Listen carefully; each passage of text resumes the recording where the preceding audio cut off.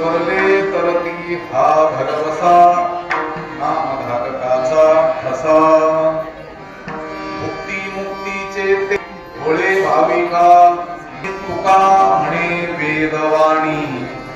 करले तरती हा भरवसा नामधारकाचा ठसा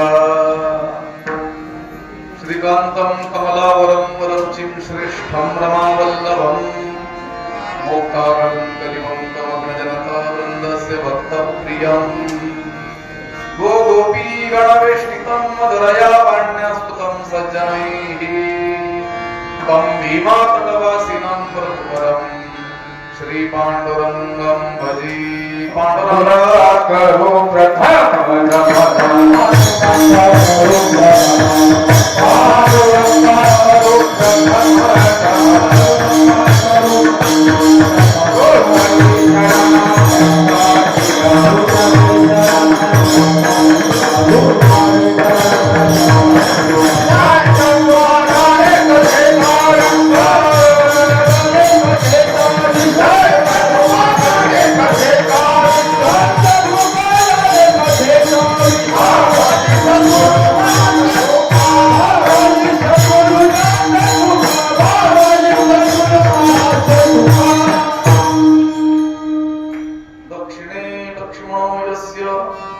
वामे तु जनकात्मजा पुरतो मातुर्यस्य तं वन्दे रघुनन्दनं नमामि सद्गुरुं शान्तं सच्चिदानन्दविग्रहं पूर्णब्रह्मपरानन्दमीशमादन्दिवल्लभं नमो सद्गुरु तुकया ज्ञानदीपा नमो सद्गुरु सच्चिदानन्दरूपा नमो सद्गुरु भक्तकल्याणमूर्ति नमो सद्गुरु भास्करा पूर्ण कीर्ति अखंड मंडलाकारं व्याप्तं येन चराचरं तत्पदं दर्शितं येन तस्मै श्री गुरवे नमः दयांची मिलिया स्मरण होय सकळ विद्यांचे अधिकरण श्री जीवंतु श्री चरण श्री गुरूंचे ते नमस्कार मी आता भाग्यवंत म्हणोतया शरण गेले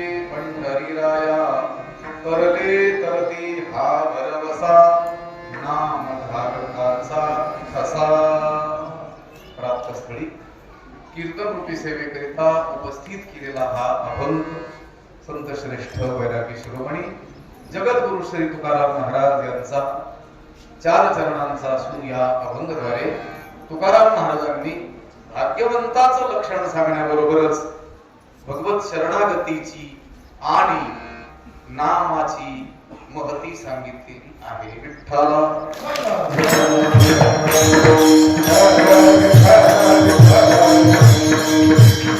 या पुण्य पावन असलेल्या श्री राम दरबार आश्रमामध्ये महंत प्रेममूर्ती हरी शरणगिरीजी महाराज यांचा हा अभिष्ट चिंतन सोहळा आणि त्या निमित्तानं 1 दिवसीय असलेली ही नैमित्तिक कीर्तनाची सेवा आहे या सेवेकरिता अनेक साधू संत ज्येष्ठ वारकरी मंडळी महाराज मंडळी गुणीजन मंडळी उपस्थित आहेत महंत राम लखनदासजी महाराज चेंडूफळ महंत विष्णुगिरीजी महाराज ध्रुवानंद महाराज दिलीप गुरुजी दादा महाराज खर्डे महेंद्र महाराज शेळके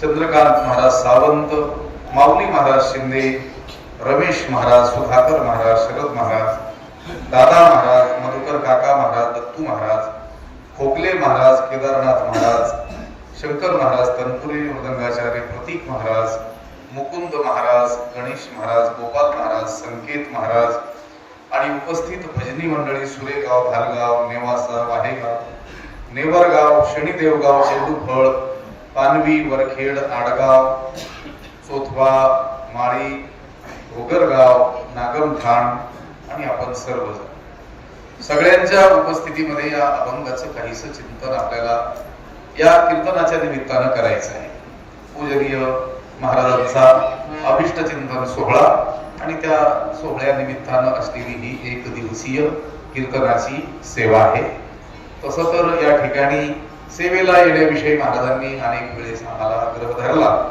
परंतु काय तो योग इथं येण्याचा येत नव्हता नेवाशावरून सरळ इथं येता येत नव्हतं म्हणून की काय कोणास ठाऊक थेट आम्हाला कुठं जावं लागलं येवल्याला जावं लागलं आणि येवल्याहून यावं लागलं कारण ही सेवा आमच्याकडे डॉक्टर कोकले पाटील यांच्याकडून आली.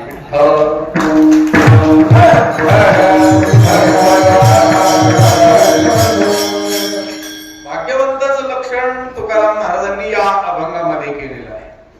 जगातील लोक स्वतःला किंवा दुसऱ्याला भाग्यवान ठरवताना जे निकष वापरतात, परिमाण वापरतात, दंडक त्यांचे जे असतात, ज्याला मीटर आपण म्हणूया, ते भिन्न असतात. आणि संत ज्यावेळेस स्वतःला किंवा दुसऱ्याला भाग्यवान ठरवतात त्यावेळेस त्यांचे परिमाण, निकष, दंडक, मीटर हे वेगळे असतात. विठ्ठल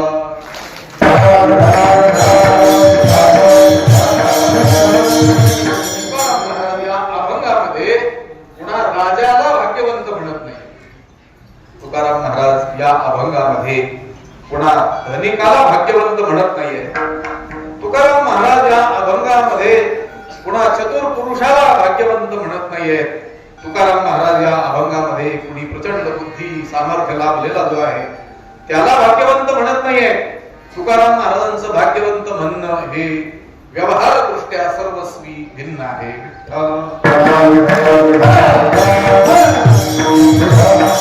व्यवहारामध्ये सुद्धा लोक एक दुसऱ्याला भाग्यवंत म्हणत असतात, स्वतःला देखील भाग्यवान आम्ही आहोत असं म्हणून घेत असतात. पण व्यवहारामध्ये ज्या गोष्टीच्या बळानं भाग्य ठरवलं जातं त्या गोष्टी काय आहेत? सर्वस्वी भिन्न आहेत. त्या गोष्टीचा निषेध संतांनी केलेला आहे. त्याचं थोडक्यात चिंतन आपण करणार आहोत. खरी तर आज आमची कीर्तन करण्याची कोणतीही परिस्थिती नाही आहे. या आठवड्यातलं हे एकच कीर्तन असू शकतं. 4-5 दिवस आम्ही दवाखान्यात होतो आणि दवाखान्यातून सरळ इथं आलेलो आहोत. आपण म्हणत नाही का हे काम होता होता राहिलं, होता होता राहिलं. पण आता ह्या कीर्तनाच्या बाबत असं म्हणता येईल, राहता राहता झालं.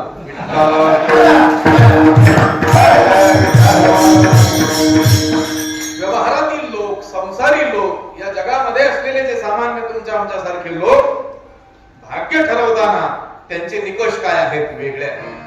वेगळ्या गोष्टीच्या आधारानं माणसं एक दुसऱ्याला भाग्यवंत म्हणत असतात. साधारणतः 3 गोष्टीमध्ये शास्त्रकारांनी आणि संतांनी त्याचं वर्गीकरण केलेलं आहे. धन प्राप्त झालं की त्याला व्यवहारातील लोक काय म्हणतात? भाग्य म्हणतात. किंवा अनुकूल, कुलवान, गृहकार्य दक्ष, सुंदर अशी पत्नी प्राप्त झाली की त्याला देखील व्यवहारातील लोक काय म्हणतात? भाग्य म्हणतात. आणि पोटी संतती जन्माला आली, पुत्र प्राप्ती झाली की त्याला देखील व्यवहारातील लोक काय म्हणतात? भाग्य म्हणतात. विठ्ठल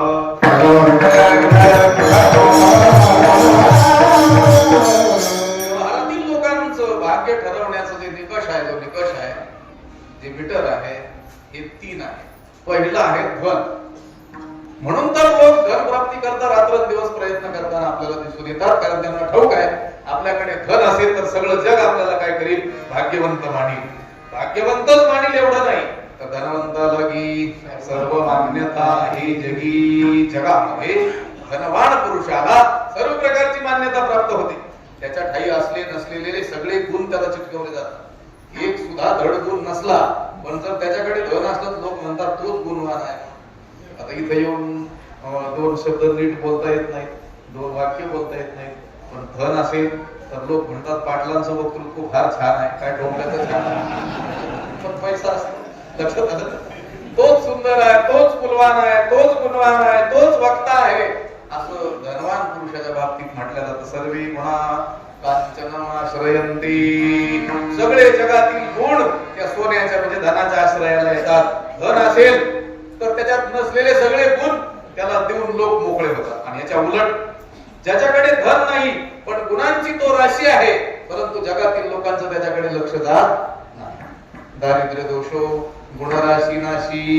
दारिद्र्य असा महाभयंकर दोष आहे की ज्याच्या वाट्याला तो आला त्याच्या काही असलेले गुण लोकांना अजिबात दिसत नाही.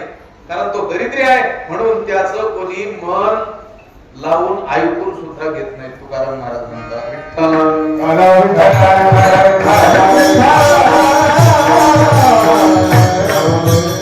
पुरुषाचं दुःख सुद्धा कोणी ऐकून घ्यायला मोकळं नसतं. हे जगातील लोकांना ठाऊक आहे. धनाचं महत्व लोकांनी जाणलेलं आहे म्हणून लोक धन प्राप्ती करतात, रात्रंदिवस काय करतात? प्रयत्न करतात. इतका प्रयत्न करतात स्वतःचा जीव सुद्धा धोक्यात घालतात, दुसऱ्याचा सुद्धा जीव धोक्यात घालतात. तुका म्हणे धनासाठी देती प्राण. अगदी जीव देण्याची वेळ आली तरी देखील धनप्राप्तीचाच माणसं काय करतात, प्रयत्न करतात. धनासाठी देती प्राण आणि कधी कधी घेती सुद्धा लोकांचा. बरं प्राण घाते मिळती विकती तयाची चित्ते तोषणे कैसी नावाला दुसऱ्याच्या जीविताचा घात करून धन मिळवतात. त्यांच्या अंतःकरणाला कसला काय संतोष प्राप्त होईल? याचा अर्थ दुसऱ्याच्या जीविताचा घात सुद्धा माणसं धना करता करतात. एवढं धनाचं महत्व माणसाच्या डोक्यामध्ये काय झालेलं आहे, पक्क बसलेलं आहे. म्हणून काहीही करावं आणि धन मिळवावं असा लोकांचा विचार झालेला आपल्याला दिसून येतो. कारण धन हे भाग्याचं निकष मानलं कुणी? व्यावहारिकांनी.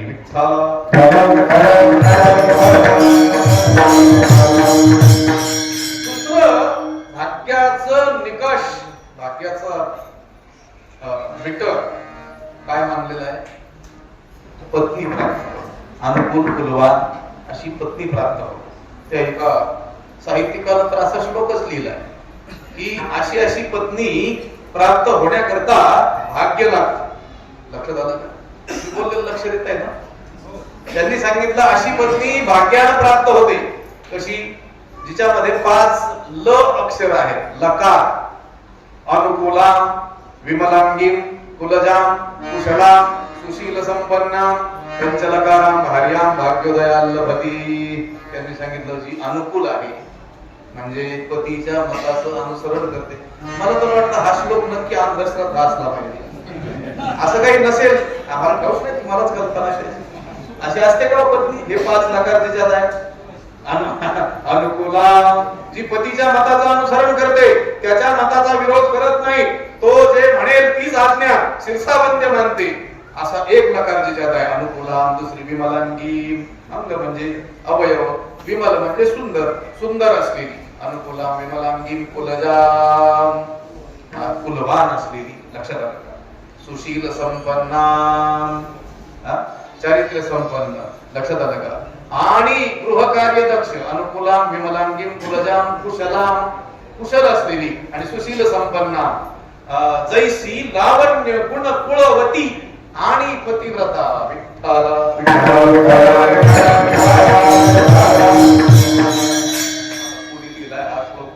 मी सापडवतो त्याला, पण आता सापडलं तर बरं होईल. मेल्यानंतरच सापडेल. त्यांना सांगेल हे 5 लकार सोडून द्या. तुम्ही जर म्हटले हे 5 लकार जिच्यात आहे अशी स्त्री भाग्यानं पुरुषाला पत्नी म्हणून लागते, तुम्हाला ठाऊक नाही आजचा काळ असा आलेला आहे, कशी को आहे ना मिळलेलं लोक भाग्यवंत.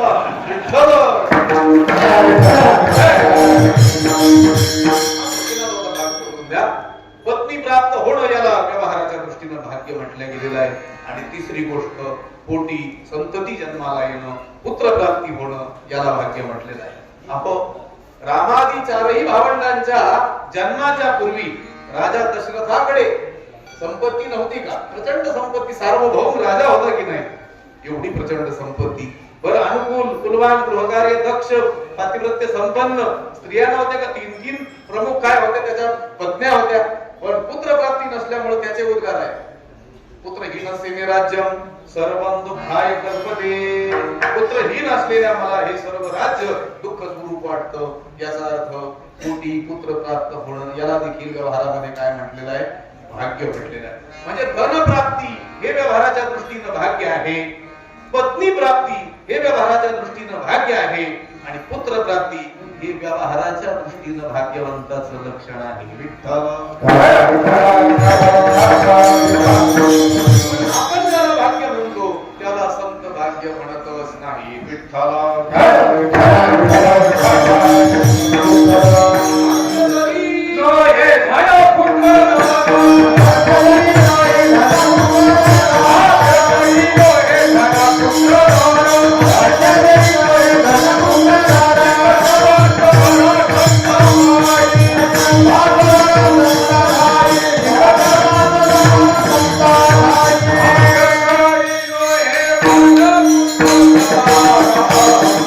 Thank you.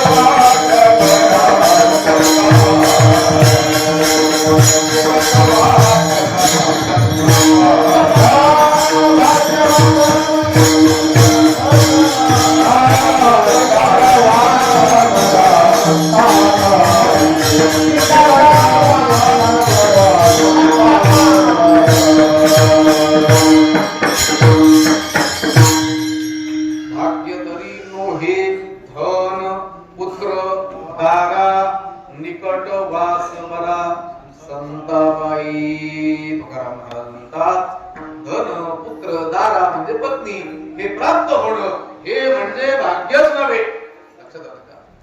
तर संत चरणांचं सानिध्य प्राप्त होणं हे खरं काय आहे? भाग्य आहे. म्हणजे व्यवहारातील लोक ज्याला ज्याला भाग्य म्हणतात त्याला संत कधीच भाग्य मानत नाही. विठ्ठल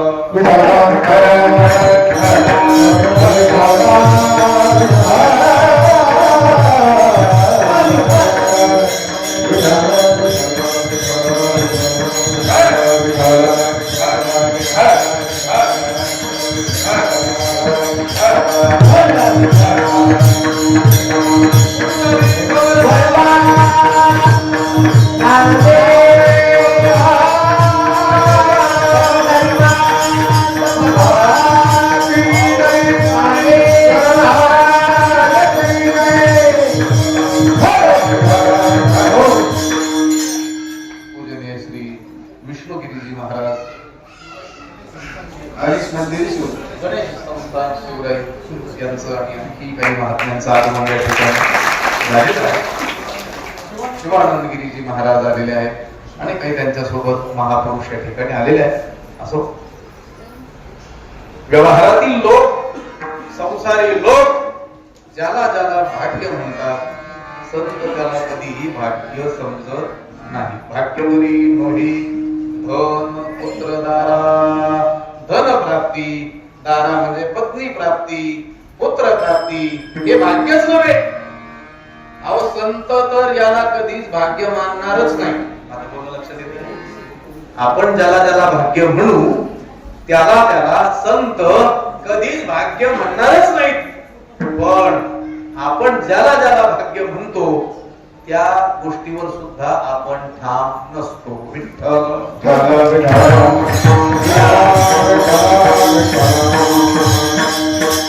साहित्यामध्ये एक श्लोक आहे. संत पुरुष सहज बोलले तर त्यांचं बोलणं कसं असतं आणि आपण मात्र शपथ घेऊन बोललो तरी आपलं बोलणं कसं असतं याचं वर्णन त्यांनी त्या श्लोकामध्ये केलेलं आपल्याला आढळून येईल. सद्भिस्तु लीलया प्रोक्तम शिलालिखितमक्षरम असद्भिस्तु शपथेनापि जलीलिखितमक्षरम. त्यांनी सांगितलं संत पुरुष महात्मे ज्ञानी लोक भक्त हे लीलया प्रोक्तम सहज बोलले. सहज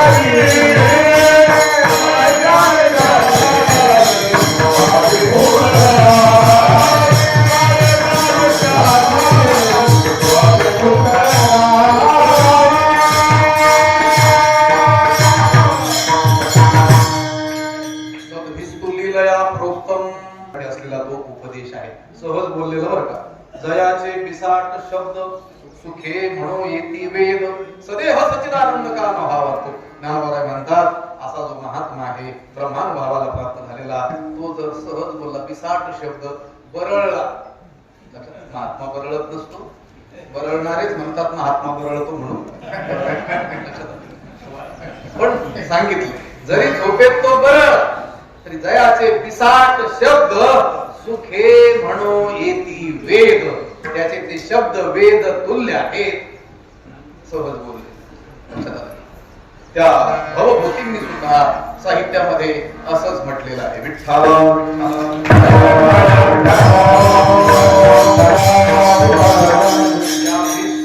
कथास्तेषां उपदेशाः भवन्तिताः. स्वैर कथा सहज काहीतरी ते बोलले तरी जगाकरिता ते कल्याणकारक आहे. मी श्लोक सांगत होतो. सद्विस्तुलीलया प्रोक्तम सज्जन पुरुष ज्ञानी महात्मा संतजन लिहिलेलं बोलले, सहज बोलले तरी त्यांचं बोललेलं लिहिल्यासारखं आहे. कशावर लिहिल्यासारखं? शिला लिखितम अक्षरम. शिला म्हणजे दगड, दगडावर लिहिलेलं, काळ्या दगडावरची रेख म्हणतात की नाही, त्याचं बोलणं म्हणजे काळ्या दगडावरची रेख. आता आपण पुण्यपावन गोदावरी मातेच्या कुशीतच असल्यामुळं प्राचीन मंदिरं आपल्याला उद्ध्वस्त झालेली का होईना आढळतात आणि त्याच्यावर शिलालेख काही खांबावरती आढळतात. कधी लिहिले कुणास ठाऊक. काळाच्या दृष्टीनं ते अमिट आहे. मंदिरं उद्ध्वस्त झाले असतील पण ते लेख कसे आहेत. आम्ही जिथून आलो नेवासावरून पैस खांब, ज्ञानोबारायांनी ज्या खांबाला पाठ देऊन ज्ञानेश्वरी अमृतानुभवाची रचना केली त्या खांबावर सुद्धा लेख. आणि इतिहास तज्ञांच्या मतानुसार ज्ञानोबारायांच्या पूर्वकालीन कितीतरी वर्षे लिहिलेला तो लेख आहे. कारण ते महादेवाचं मंदिर होतं, करवीरेश्वर महादेवाचं मंदिर. आणि त्या मंदिरामध्ये आश्रय घेऊन ही चारही भावंड तिथे राहिली होती. आणि त्या लेखामध्ये असा उल्लेख आहे की त्या काळी तो जो धनिक, तो जो राजा, सत्ताधीश कोणीतरी, त्यानं त्या मंदिराचा व्यवहार चांगल्या रीतीने चालावा म्हणून त्याला जमीन वगैरे धन दान केलं होतं असा उल्लेख आहे. आम्हाला कळती ती भाषा संस्कृत मध्ये लिहिलेला आहे पण जमीन कुठे आहे अजून काय सापडली नाही.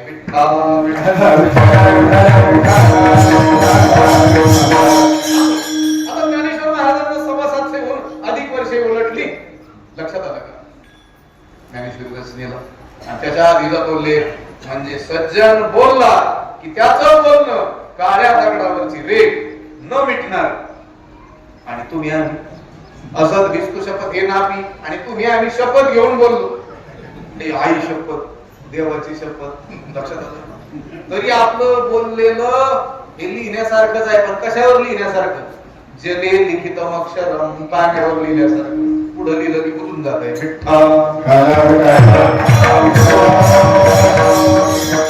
का सांगितलं?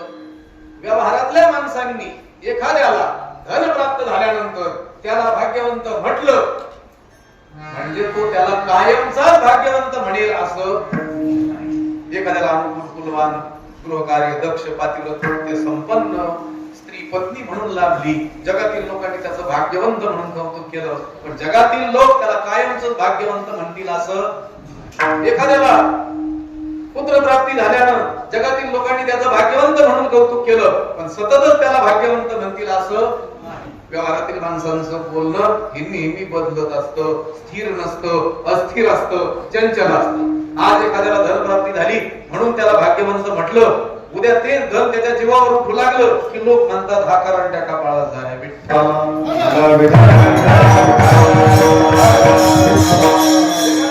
कुलवान पत्नी प्राप्त झाल्यानं जगातील लोकांनी त्याचं भाग्यवंत म्हणून कौतुक केलं पण ती स्त्री त्याच्या दुःखाला कारण जर ठरू लागली. कारण साहित्यिकांनीच सांगितलेलं आपल्याला आढळून येतं, कांता रूपवती शत्रुहू, सुंदर स्त्री त्या पुरुषाला शत्रूप्रमाणे आहे. विठ्ठल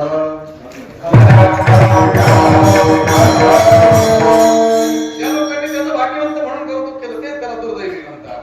आणि पुत्राच्या बाबतीत तेच खरं आहे. एखाद्या जोडप्याला विवाह उत्तर काळात दीर्घकाळ पुत्र प्राप्ती झाली नाही, 20-21 वर्ष लग्न झाल्यानंतर 20-25 वर्ष आणि ज्ञानोबारायांनंतर त्याप्रमाणे वैशीच्या शेवटी एकच जोडी अशा म्हातारपणात पुत्र प्राप्त झाला. सगळ्या लोकांनी त्याचं भाग्यवंत म्हणून कौतुक केलं. शेवटी का होईना त्यांना पुत्राचं तोंड पाहायला. पण मला सांगा असा तो पुत्र पुढे तारुण्यावस्थेत कुसंगतीनं वाम मार्गाला जाऊ लागला तर गावातले लोक सोडून द्या, तिचं नाव ठेवतातच. लक्षात आलं? ज्यांच्या पोटी जन्माला आल्यानंतर स्वतःच त्यांनी भाग्यवंत म्हणून कौतुक केलं होतं त्यांचेच उद्गार असतात. तुमच्या पाठ आहे ते वाक्य काय म्हणत असतात ते, हे झाले नसते तर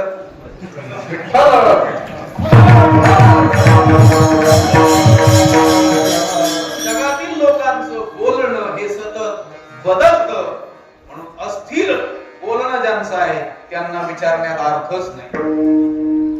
ज्यांचं बोलणं स्थिर आहे, ज्ञानोबारायांना आपण विचारलं म्हणजे त्यांनी सांगितलं 700-750 वर्षापूर्वी, आज विचारलं तरी तेच सांगतात, अजून 1000 वर्षांनी विचारलं तरी तेच सांगते. मला सांगा, असं कुठं ऐकू आलं का तुम्हाला की काही लोकांनी एकत्र येऊन असा विचार मांडला की ज्ञानेश्वर महाराजांनी ज्ञानेश्वरी रचलेला 750 अधिक वर्षे उलटली आणि त्यातील जे विचार आहेत ते आता काल सुसंगत राहिलेले नाहीत, कालबाह्य झालेले असल्यामुळं काही गोव्या बदलण्याची गरज आहे, असं कोणी म्हटलेलं आहे का?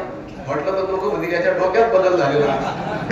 कुणी असं म्हटलंय की 350 अधिक वर्षे उलटली तुकोबारायांच्या अभंग रचनेला, काही विचार आजच्या काळाशी सुसंगत नाहीत, त्यातले काही अभंग बदलले पाहिजेत, असं कोणी म्हणेल का? म्हणणार शक्यतो नाही, पण काही मूर्ख म्हटले तर लोक म्हणतील याला दवाखान्यात घेऊन जात, आपले पैसे घेऊन जात. म्हणजे महात्मा एकदा बोलला की त्याचं बोलणं ते स्थिर आहे. सामान्य माणसाच्या बोलण्याचं काहीच खरं नाही. शपथ घेऊन बोलला तरी परत तो म्हणतो मी तसं म्हटलोच नव्हतं. पुढे लोक म्हणायचे पूर्वी ज्यावेळी इलेक्ट्रॉनिक मीडिया नव्हता, प्रिंट मीडिया होता, आमचे हे पत्रकार बांधव लघुलेखक ते बोललेले शॉर्ट मध्ये लिहून घ्यायचे, नंतर त्याचा विस्तार करून जसं बोलले तसं छापून टाकायचे पेपरला. हे काहीतरी बरळून जायचे ओघामध्ये, लोक पाहिले, गर्दी पाहिली की त्यांना कसं तरी लक्षात आलं आणि मग ते बोलत राहतात. मग ते पत्रकार लिहायचे, यांनी छापलं की ते म्हणायचे मी तसं म्हणालोच नव्हतं. बरं, आता त्यांचं ते खोटं ठरवायला काही उपायही नव्हता. आता मात्र ते तसं म्हणू शकत नाही मी तसं बोललो नव्हतं. लोक लगेच ते व्हिडिओ क्लिप हे बघ तुला प्रकार, ते आपल्यापेक्षा हुशार आहेत 1000 पट. ते म्हणत नाहीत मी तसं बोललो नव्हतो, ते म्हणतात माझा तसा बोलण्याचा भाव नव्हता.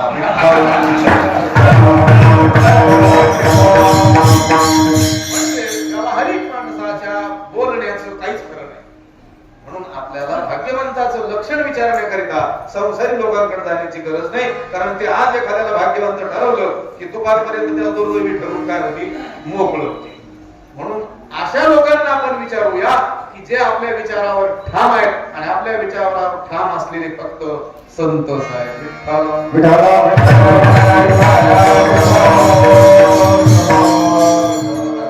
पूजनीय महाराजांच्या अभिष्ट चिंतनानिमित्त असलेला हा सोहळा आहे, एक दिवसीय.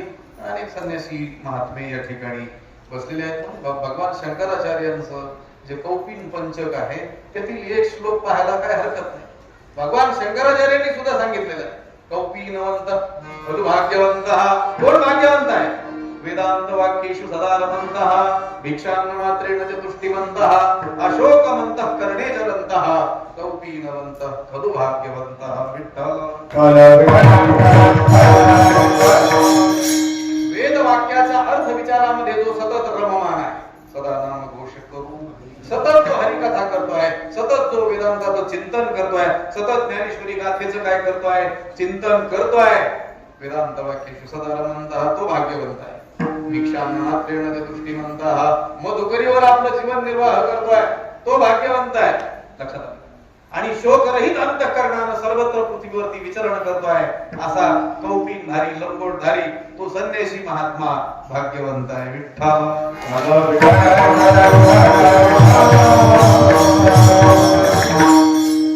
शंकराचार्यांचं बोलणं सगळ्याला पचेल असं नाही. तुम्ही म्हणाला आम्ही काय घरदार सोडून द्यावं का? मग आता तुमच्या दृष्टीनं भाग्यवंत ठरायचं म्हटलं आम्हाला तर संन्यासच घ्यावं लागेल. लक्षात. आम्हाला पचेल, रुचेल, आम्हाला कळेल असं आम्हाला सहज सोप्या भाषेत सांगा. ठीक आहे, आपण डायरेक्ट तुकाराम महाराजांकडे येऊ, तुकाराम महाराजांना विचारू तुकोबार आहे. आम्ही या जगातील लोकांना विचारण्याच्या भानगडीत पडणार नाही भाग्यवंत कोण, कारण त्यांचं बोलणं बदलत राहतं. तुमचं बोलणं मात्र स्थिर आहे, तुम्ही तुमच्या मतावर ठाम आहात. तुमच्या दृष्टीनं भाग्यवंत कोण? अभंगाचं पहिलं भाग्यवंत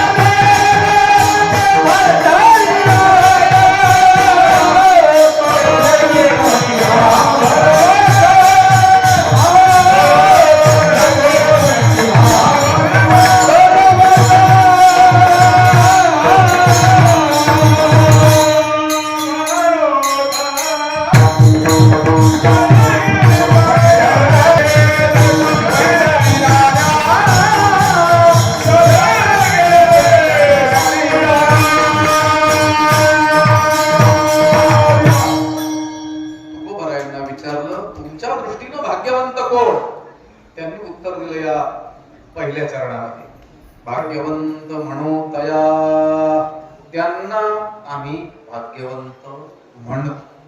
कुणाला?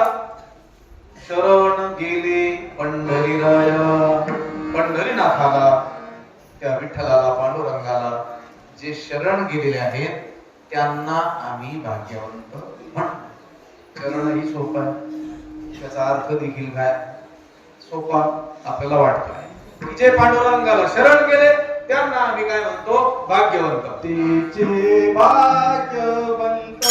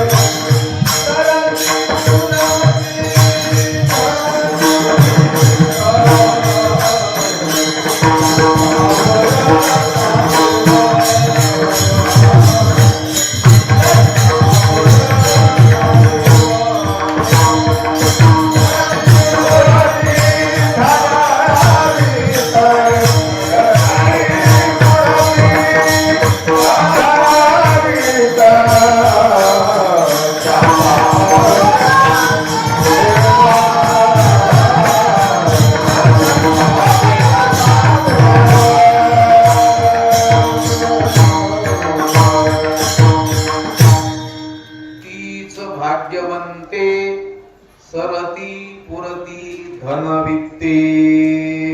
कोण भाग्यवंत आहे? जे पंढरीनाथाला शरण गेलेले. हे पहा, संत दुसऱ्यांच्या बाबतीत जो नियम करतात स्वतः देखील त्याच नियमात राहतात. मला बोलणं लक्षात येत आहे? नाहीतर दुसऱ्यासाठी वेगळा नियम आणि आपल्यासाठी वेगळा नियम. हे आपलं आपण नियम दुसऱ्यांचा, सगळे नियम कोणी पाळायचे? दुसरे. आपण मात्र एकच नियम पाळायचा. कोणता? कोणताच नियम नाही पाळायचा. नियम पाळायचा. संतांचं मात्र वेगळं. संतांचं काय आहे? जे दुसऱ्यासाठी तोच नियम स्वतः. हे कशासाठी सांगितलं मी? तुकाराम महाराजांनी म्हणजे संतांनी दुसऱ्याला भाग्यवंत ठरवताना जे पंढरीनाथाला शरण गेलेले आहेत त्यांना भाग्यवंत म्हटलेलं आहे. आणि स्वतःला सुद्धा जिथं कुठे त्यांनी धन्य, आम्ही भाग्यवंत आहोत, आम्ही कृतार्थ आहोत असं म्हटलेलं आहे. ते सुद्धा या शरणागतीला धरून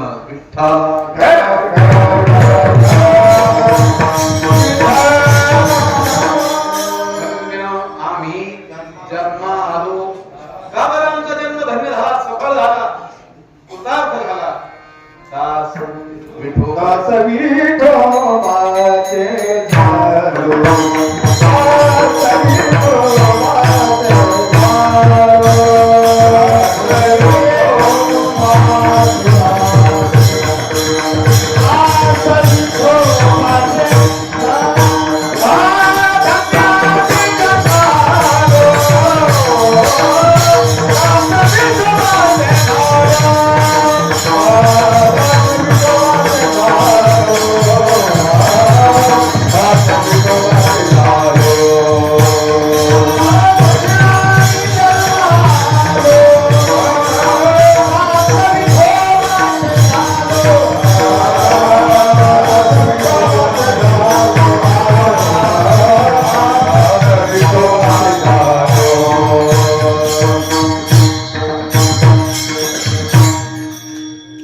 आपल्याला जे मीटर तेच स्वतःलाही मिळत.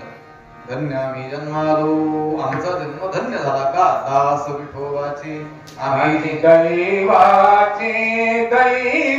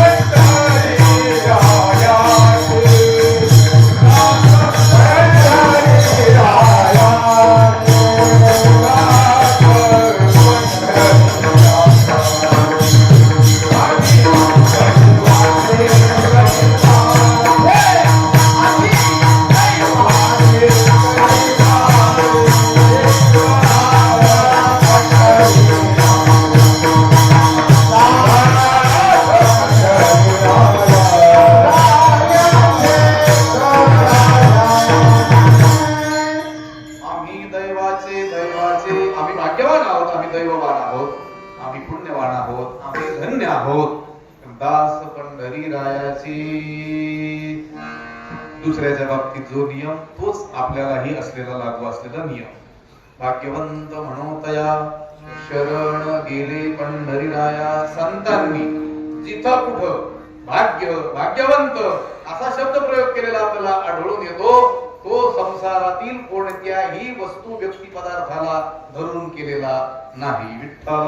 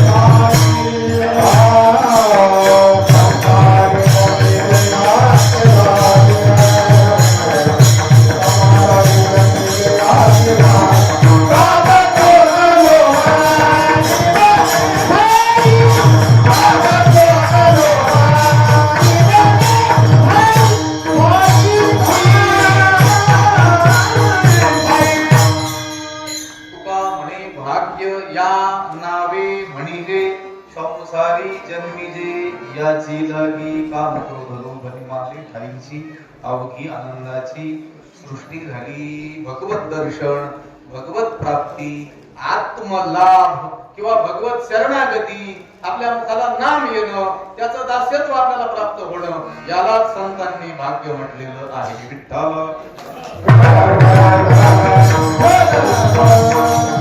भाग्यवंत म्हणो तया शरण गेले पंढरीराया.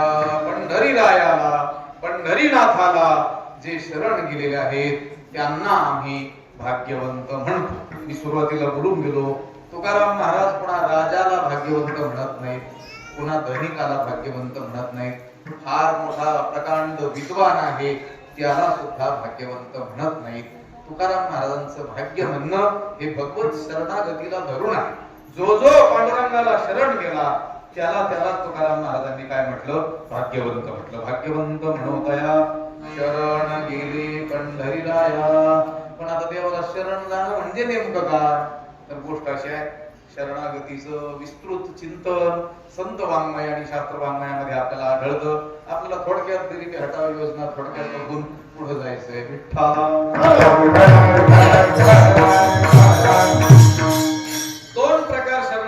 आपण करूया. भक्ती शास्त्राच्या दृष्टीने असलेली शरणागती आणि वेदांत शास्त्राच्या दृष्टीने असलेली शरणागती हे सरळ दोन भेद करून थोडक्यात त्याचं चिंतन करण्याचा आपल्या वेळेमध्ये प्रयत्न करू. भक्तीचे महान आचार्य नारद महर्षी, कारण ते भक्तीचे आचार्य आहेत. नारद भक्ती सूत्रे हा त्यांचा ग्रंथ प्रसिद्ध आहे. आता तो भक्ती व्याख्यास्य आम्हा, आता आम्ही भक्तीचं व्याख्यान करतो म्हणून त्यांनी त्या सूत्रग्रंथाचा आरंभ केलेला आहे. त्यांचा आणखी एक नारद पांचरात्र नावाचा ग्रंथ आहे.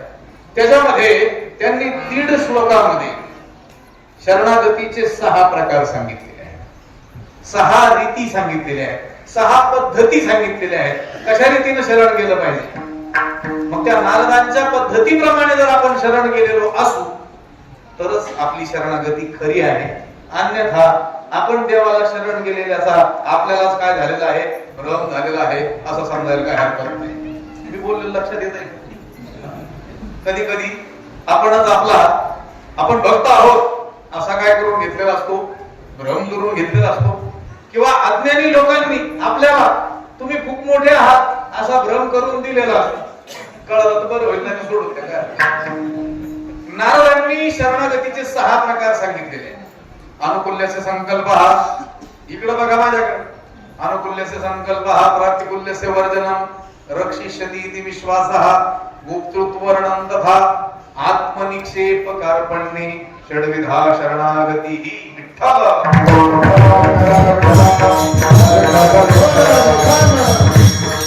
या 6 गोष्टी आपल्या जीवनात जर आलेल्या असतील तरच आपण देवाला शरण गेलेलो आहोत. आणि जर शरण गेलेलो असू तरच तुकाराम महाराज आपल्याला काय म्हणतील, भाग्यवंत म्हणतील. तुकाराम महाराज उठसूट कुणालाही तू महात्मा, तू भाग्यवंत, तू थोर, तू साधू असं म्हणायला मोकळे. त्यांचा स्वभाव फार भयावह. कुणाचा? जगद्गुरु तुकाराम महाराज. जशाच तसं, जिथल्या तिथं, जेवढ्याला तेवढं. लक्षात असा फरखड स्वभाव कोणाचा आहे? तुकाराम महाराज. नाठाळाचे काठी, माथा हात काठी. लक्षात आलं का? अगदी भयंकर शिव्या सुद्धा दिलेल्या आहेत कोणी, तुकाराम महाराजांनी. तुम्ही वाचलाच नाही गाथा, काय करणार? ती गाथा पारायण करणारे निष्णात लोक ज्यांच्या गाथा कंठस्थ आहेत ते सुद्धा तिथं व्यासपीठावर असल्यावर कसे अभंग जर आले तर त्यांचा आवाज हळूच होतो. त्यांना सुद्धा उच्चाराने इतक्या भयंकर शिव्या दिली. तिथं म्हणतो तुम्ही सुद्धा गाथा वाचला पाहिजे. ज्याला चांगल्या शिव्या देता याव्या असं शिकायचं असेल त्याने सुद्धा गाथा वाचावा.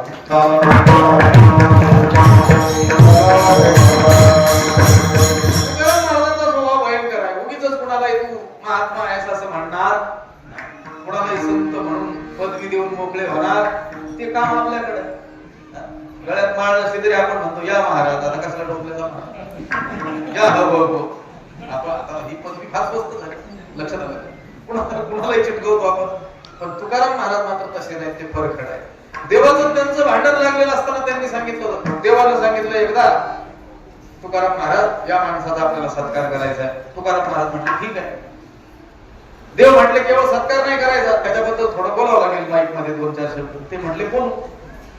देव म्हटले केवळ बोलायचं नाही, त्याचा कोण गौरव करायचा. म्हटले करू. देव म्हटले एवढंच नाही, त्याला संत म्हणायचं. त्यावेळी तुकाराम महाराजांनी त्या माणसाकडे आपाद मस्तक निहाळलं, डोक्यापासून पायापर्यंत. संतत्वाचं कोणतंच चिन्ह नव्हतं. अंतर्बाह्य तुळशी माळगळा, गोपीचंदन टिळा नव्हताच, हृदय कळवाळाही नव्हता. तुकाराम महाराज म्हटले देवाचं डोकं काय बिघडलंय का? या माणसाला संत म्हणून सांगायचं मला का सांगितलं असं, बोलण्याचं का सांगितलं असं? तुकाराम महाराज म्हटले देवा मी याचा संत म्हणून उल्लेख करणार. भांडण जुंपलं. तुकाराम महाराज देवाला धमकी देऊ लागले. तरी सीते देवा तरी माझे सुखे, परी त्यासी मुखे म्हणे देवा तुला माझं काय करायचं ते करून घे, पण मी या माणसाला संत म्हणणार नाही. दया राज्य द्रव्य करणे उपार्जना वशदंभ माना इच्छे झाले. ज्यांना राज्य मिळवायचे, द्रव्य मिळवायचे, मान दंभाला जे वश झालेले आहेत, मान सन्मानाला हपापलेले आहेत, अशांना तू माझं काही वाटोळं केलं तरी मी संत म्हणणार नाही. विठ्ठल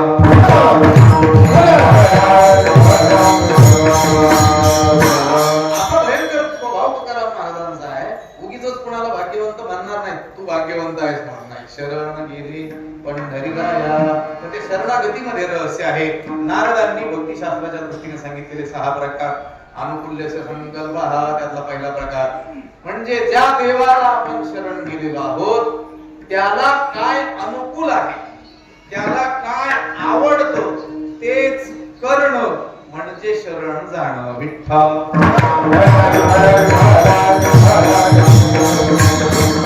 देवाला आवडी निवडी तर आपल्याला ठाऊक नाहीत, पण ज्यांना माहिती आहे देवाला काय आवडतं त्यांनी सांगितलं. आवडी देवाशी तो ऐका प्रकार नामाचा उच्चार रात्रंदिवस त्याच्या नामाचा उच्चार करणं हे देवाला आवडतं. म्हणून देवाला जे जे आवडतं ते करणं म्हणजे शरणागतीचा एक प्रकार झाला. दुसरा प्रकार प्रातिकूल्यस्य वर्जनम. देवाला जे आवडत नाही, देवाला जे रुचत नाही, देवाला जे प्रतिकूल आहे त्याचा त्याग करणं हा शरणागतीचा दुसरा प्रकार. देवाला काय आवडत नाही? खोटं बोलणं आवडत नाही, असत्य भाषण, बऱ्याच गोष्टी आवडत नाहीत देवाला. पण देव दयाळू असल्यामुळं बऱ्याच गोष्टी कदाचित तो काय करतो, सहन करतो. पण देवाला एक गोष्ट मात्र सहन होत नाही. तिळ मात्र जरी होय अभिमान विरुद्ध समान भारदेवा. अभिमान देवाला अजिबात आवडत नाही. अभिमान दंभाधिकम त्याचा नारदांनी सांगितलं अभिमान दंभाधिकाचा काय करावा, त्याग करावा. म्हणून देवाला जे जे आवडत नाही त्याचा त्याग करणं म्हणजे शरणागती. विठ्ठल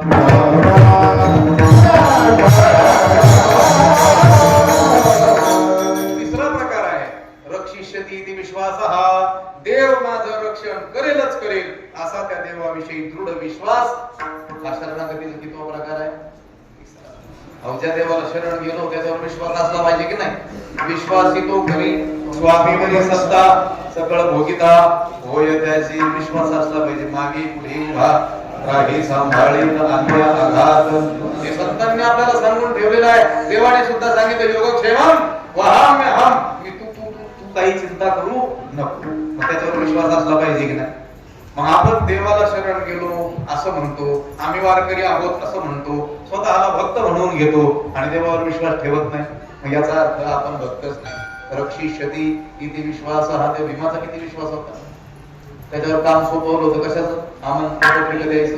पांडवांनी मोठ्या यज्ञाचं आयोजन केलं होतं आणि मुख्य अतिथी कोणाला बोलावलं होतं? भगवंताला. पत्रिका वाटण्याचं काम कोणाकडं? भीमाकडं. पण तो दुर्योधन म्हणतो भीमसेन भीतू आडानी आहे म्हटले, आळशी आहे, पडोबीरा आहे, काही झोपूनच होता. त्या यज्ञाचा दिवस जवळ आला, 4-5 दिवस नाही लागले. यांनी सांगितलं सगळ्या पत्रिका पोहोचल्या का? देवाला पत्रिका दिली का? तो म्हटला देव अजून खूप वेळ आहे म्हटले. 4 दिवस आहे.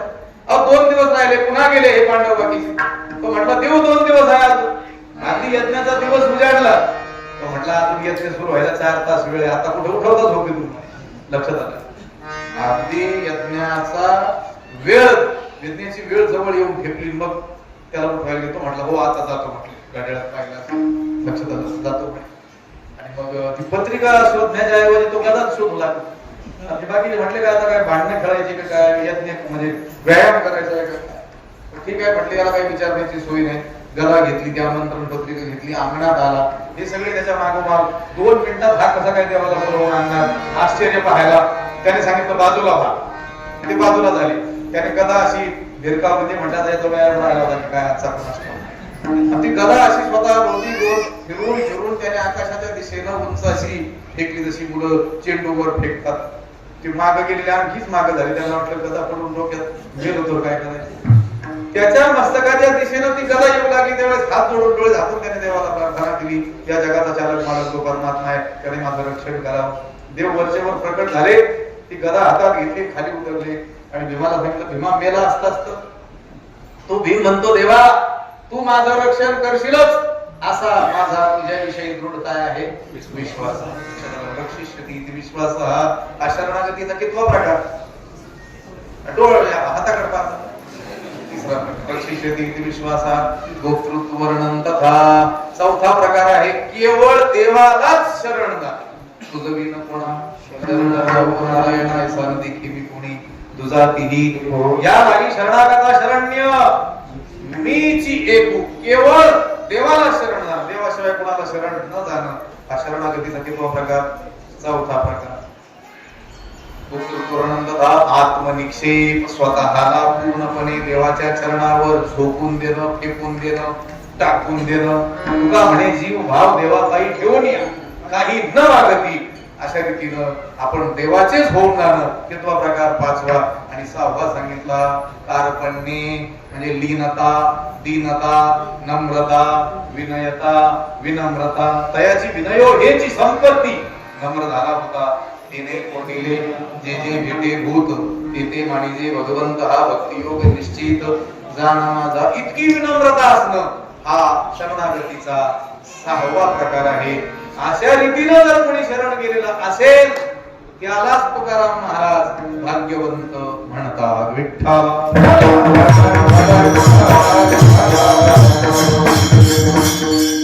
भक्तिशास्त्राच्या दृष्टीने शरणागती आणि वेदांत शास्त्राच्या दृष्टीने शरणागती सांगायची एका वाक्यात, तर त्या देवामध्ये जीवानं आपलं अस्तित्व पूर्णपणे विलीन करून टाकणं याला म्हणतात वेदांत शास्त्राची शरणागती. ज्ञानेश्वरी मध्ये जिथे कुठे शरणागतीचं चिंतन आलेलं आहे त्यातील 99% भाग हा वेदांत शास्त्राच्या दृष्टीनं असलेल्या शरणागतीचा आहे. विठ्ठल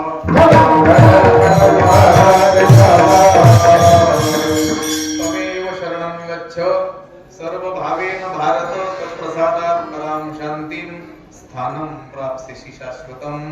तया अहं वाचा चित्त अंग देवनिया शरण रिघ महोदधिका गांग निगाले दैसी. त्या परमेश्वराला अहम अहंकार, वाचा तुका म्हणे वाचा वाहिली अनंता बोलायचे आता काम नाही. अहंकार समर्पण करणं, वाणी समर्पण करणं, अहम वाचा चित्त मन समर्पण करणं. तू मन हे मीची करी मन मना भाव मन समर्पण करणं. अहम वाचा चित्त अंग आणि हे संपूर्ण शरीर समर्पण करणं त्याला म्हणतात शरणागती. सर्व धर्मान् परित्यज्य मामेकं शरणं व्रज अहं त्वा सर्व पापेभ्यो मोक्षयिष्यामि मा शुचः. याच्यावर विस्ताराने ज्ञानोबरायांनी दिलेला आहे. आपल्याला गरीबी हटाव 1-2-3 वय पाहायचे असतात. विठ्ठल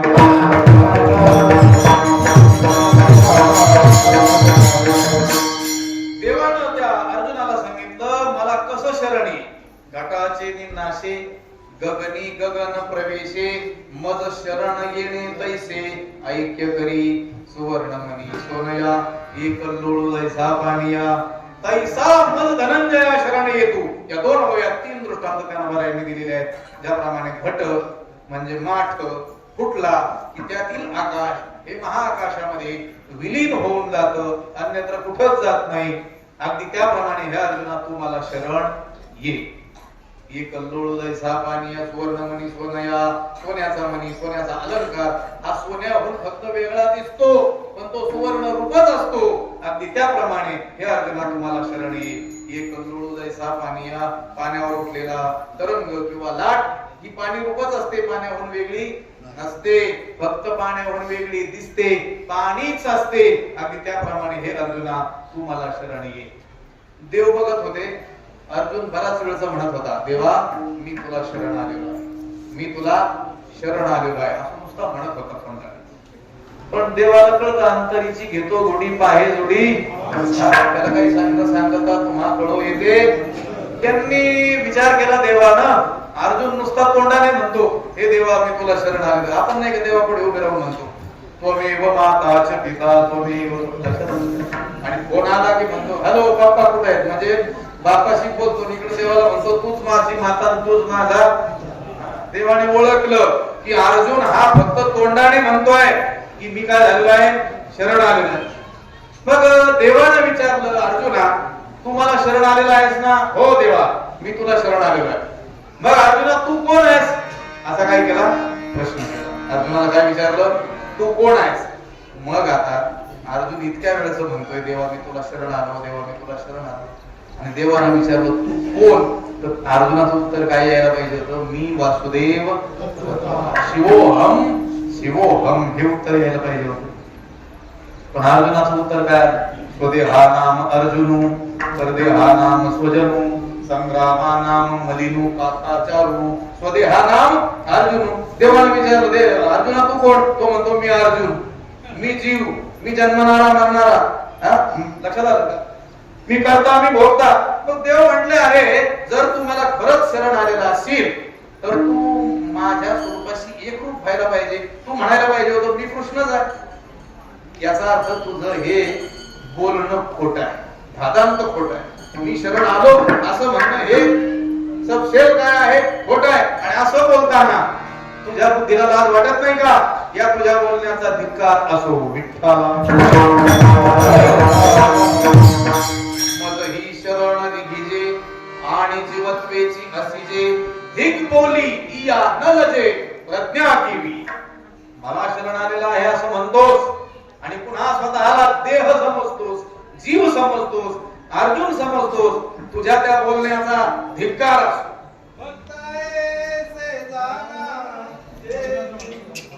धिक्कार असो म्हटले. भक्ताचं लक्षण सांगितलं, जेली ही उदास देह भाव विवर्जित त्यांची अवस्था असते. असो आपला सुद्धा धिक्कार करत असेल देव. ज्यावेळेस आपण देवाला म्हणत असू ना, हे देवा मी तुझाच आहे, तेव्हा आपण म्हणत असेल धिक बोली. या बोलण्याचा काय असो, धिक्कार असो. तुझ्या बोलण्याला लाज वाटत नाही का असं म्हणत असेल. पण आता आपल्याला ऐकू येत नाही. बहिरा झालो या जगती.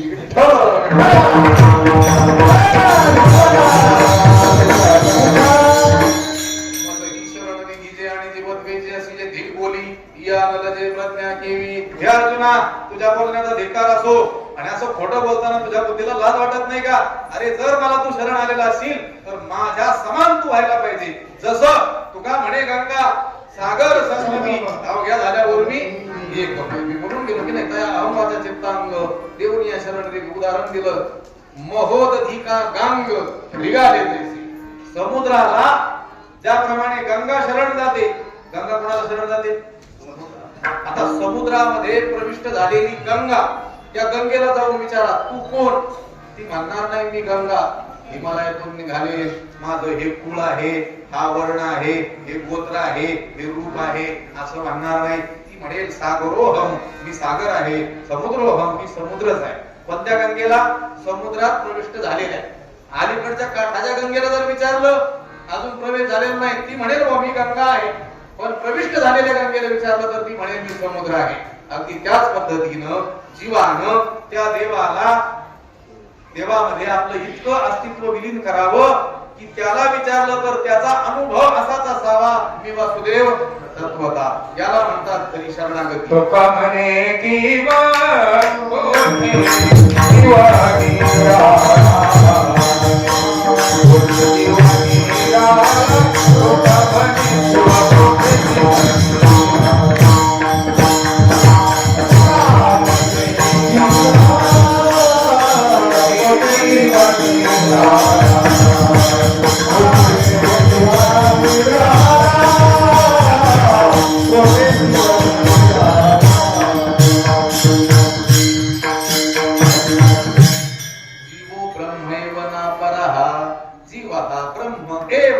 जीव परब्रह्मच आहे, अपरहा न दुसरा नाही, वेगळा नाही. तुका म्हणे कैची कीव कोठे जीव निराळा. तुका म्हणे हातो स्वये परब्रह्म मूर्खने वर्म संत चरण विठ्ठल. जीवानं त्या देवाशी आपलं असलेलं अनादि ऐक्य ते जाणणं याला म्हणतात खरी शरणागती. वेदांत शास्त्राच्या दृष्टीनं अशा कोणत्या कोणत्या रीतीनं जो देवाला शरण गेलेला आहे त्यालाच तुकाराम महाराज भाग्यवंत म्हणतात. भाग्यवंत म्हणो तया शरण गेले पंढरीराया. आणि पंढरीरायाला जे जे शरण गेलेले आहेत ते सगळे हे पहा. मनवणी शरण जावे सर्व भावी देवासी. त्या देवाला सर्व भावानं काय वाचा मनानं काय जावं शरण. मग तो काय करील? तो हारो करील पार भव दुसर दिशा. याचा अर्थ इथून मागच्या काळात भूतकाळामध्ये जे जे देवाला अशा रीतीनं शरण गेले तेच भाग्यवंत हा भवसागर तरले. आता वर्तमानामध्ये आणि येणाऱ्या भविष्य काळामध्ये जे जे देवाला अशा रीतीनं शरण जातील तेच भाग्यवंत करतील असा संतांनी विश्वास दिला. अभंग असं दुसरं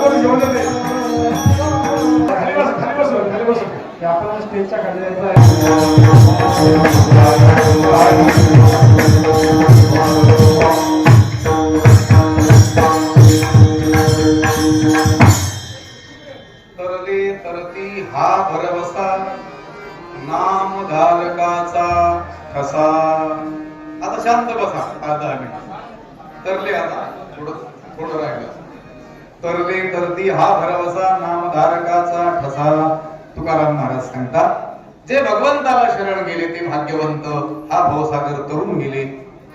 आणि आता आणि पुढच्या काळामध्ये जे भगवंताला शरण जातील असेच भाग्यवंत, हा भवसागर तरतील, तरले, तरती, हा भरवसा. भरवसा म्हणजे विश्वास. कुणी दिलेला आहे? नामधारकाचा ठसा. नामधारक संतांनी असा ठसा म्हणजे शिक्कामोर्तब केलेला आहे. एकंदर शिक्का पाठविला इहलोका, आलो म्हणे तुका मी नामाचा धारक.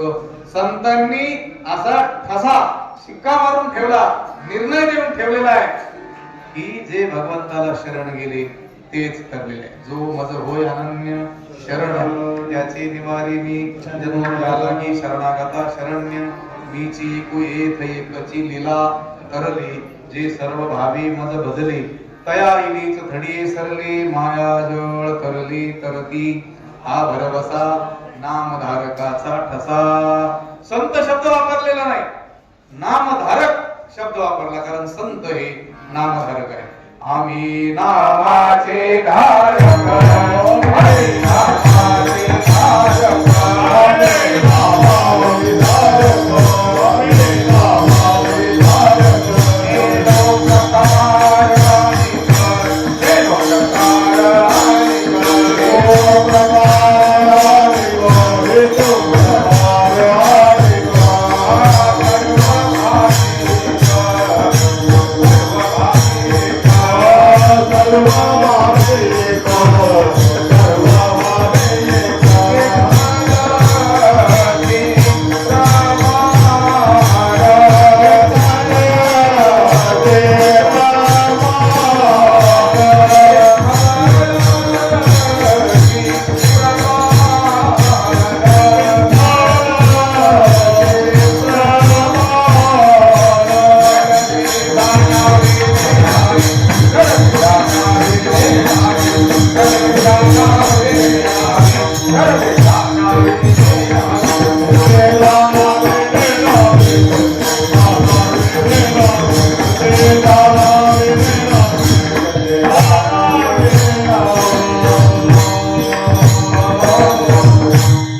आम्ही नामाचे धारक, नेणो प्रकार अनेक, सर्व भावे एक, विठ्ठलची प्रमाण. संत हे नामधारक आहेत, ऐसे कळले काहीक, झालो नामाचे धारक. तुकाराम महाराजांची जी नामावली आहे, गाथा पारायणाच्या शेवटी आपण वाचत असतो, प्रिय श्रीराम, असुर विराम, स्वानंद राम, चैतन्य भूषण. त्याचं एक नाव आहे, काय नाव आहे?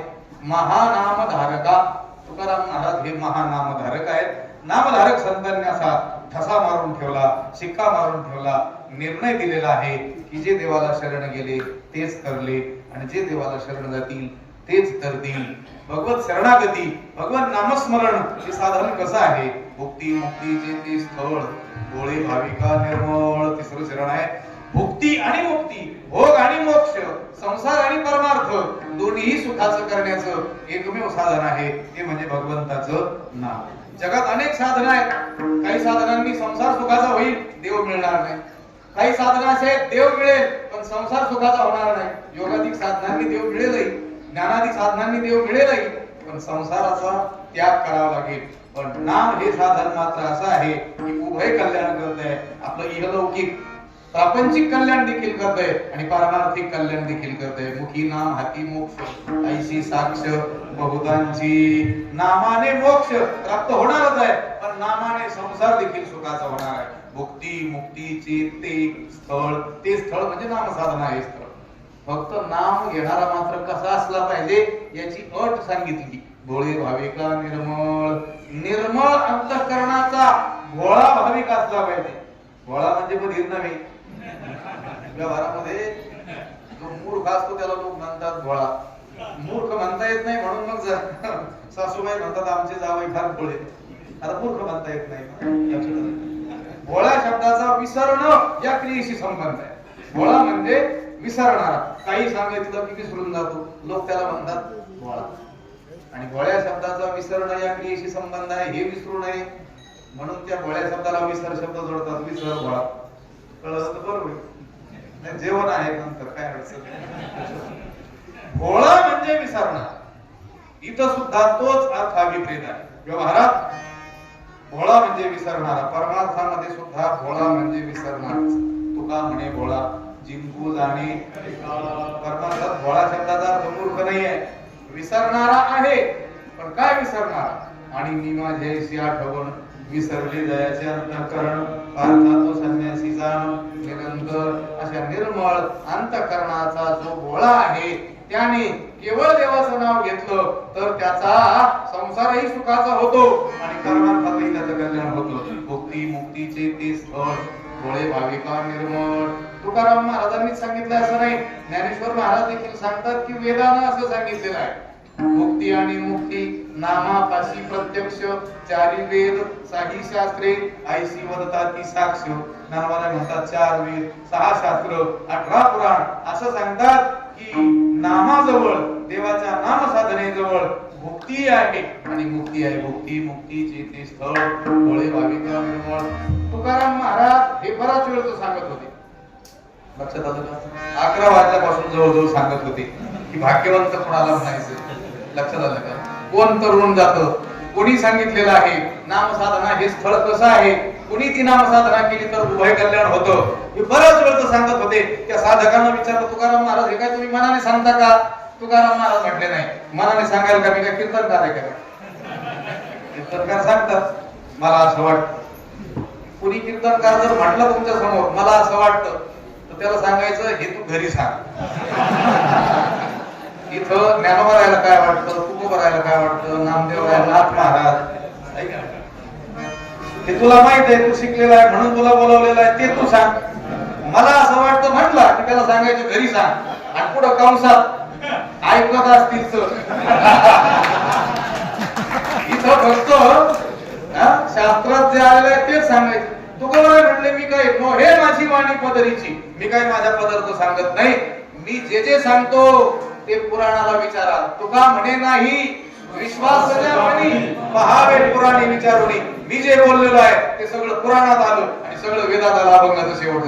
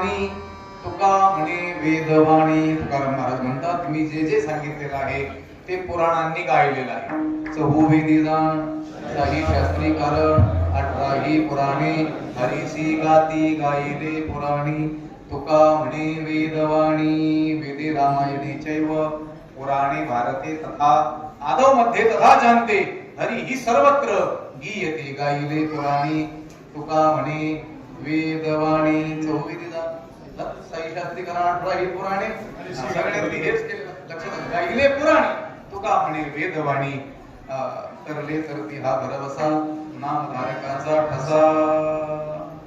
आमचे पूजनीय संजयजी महाराज देखील या ठिकाणी उपस्थित झालेले आहेत.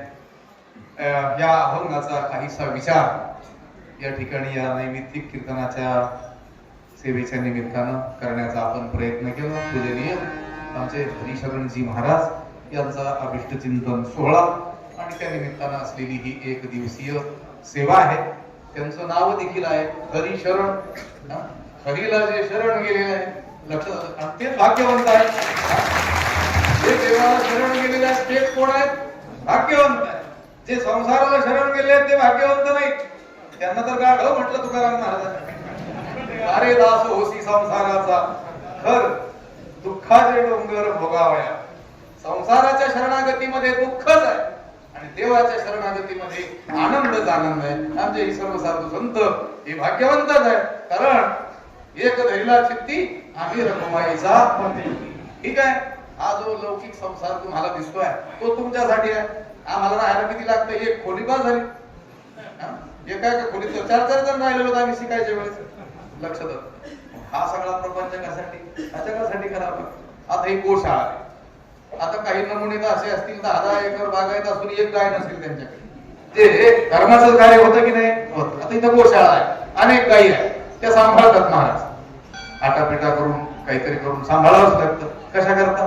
तुम्हाला त्या गायीचं महत्व कळावं आणि ती प्रेरणा मिळावी म्हणून. नाही तर एका माणसाला इतक्या गायी कशाला लागतात? एक सुद्धा नको आहे. कुणालाही सांगितलं 1 लिटर भर दूध आणून देईल की नाही माणूस? देईल. पण हा सगळा प्रपंच साधूला करावा लागतो, जगासाठी करावा लागतो. लक्षात, माझ्याकडे मी नेवासाला आल्यानंतर महाराज एकदा आले होते आणि महाराजांनी अगदी अंतरातील काही गोष्टी मला अशा सांगितल्या. ते खूप नामनिष्ठ आहे, साधनानिष्ठ आहे आणि ह्या जगाच्या रहाटगाडग्यामध्ये अडकणं त्यांना जरा आवडत नाही मनापासून. पण आता काय असतं, ठेविले अनंते राहावं लागतं, त्याला इलाज नाही. लक्षात आलं का? आले भागात ते करीतो, फक्त एक सोडायचं नाही, तुझे नाम. आम्ही सुद्धा आमचा पिंड देखील एकांतात राहणं, दिवसभर अध्ययन करणं, कुणी आलं तर शिकवणं, असा असलेला पिंड. पण आता ज्ञानोबरायांची इच्छा, वैकुंठवासी गुरुवर्य बंशीबाबांची इच्छा, हे मोठे मोठे महापुरुष गुरुवर्य भास्करगिरीजी महाराज असतील, गुरुवर्य राऊत बाबा असतील, गुरुवर्य आमच्या मीराबाई असतील, त्यांनी प्रेशर केलं, जावंच लागेल जावंच लागेल. आम्ही आमचं सोडून आलो की नाही इथं? बरं, आपलं एकांतात होतो. मला तर नेहमी वाटतं हे 400-400 कीर्तन, 500-500 कीर्तन वर्षाची करत असताना पूर्वीचे दिवस आठवतात आणि तो अभंग जणू काय आमच्यासाठीच लिहिला असं वाटतं. कोणता? विश्रांती नाही कुठे, कुठे इथे नाही कुठे. 4-5 दिवस दवाखान्यात गेलो, तेवढी मात्र काय मिळाली? विश्रांती मिळाली. ही कुणाला सांगितलं नव्हतं म्हणून.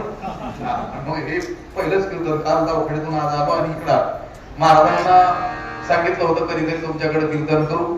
त्यांचे नियोजित जे कीर्तन असतात त्या काळात आम्हाला परंपरेचे कीर्तन असतात, बंशीबाबांपासून 70-70, 80-80 वर्ष त्या कीर्तनाला झाली, ती करावीच लागतात. लक्षात आलं का? म्हणून त्यावेळेस काही येणं शक्य झालं नाही. पण असं का होईना, एवढ्या मार्गे का होईना, म्हणजे डॉक्टर त्यांचे पूज्य पिताश्री वैकुंठवासी झाले. त्यांनी आणि आम्ही माऊलींच्या सोहळ्यामध्ये 8-10 वर्ष सोबत वाऱ्या केल्या. अत्यंत वारकरी निष्ठ असलेलं त्यांचं जीवन आणि डॉक्टर सुद्धा अगदी त्याच संस्काराने युक्त आहेत.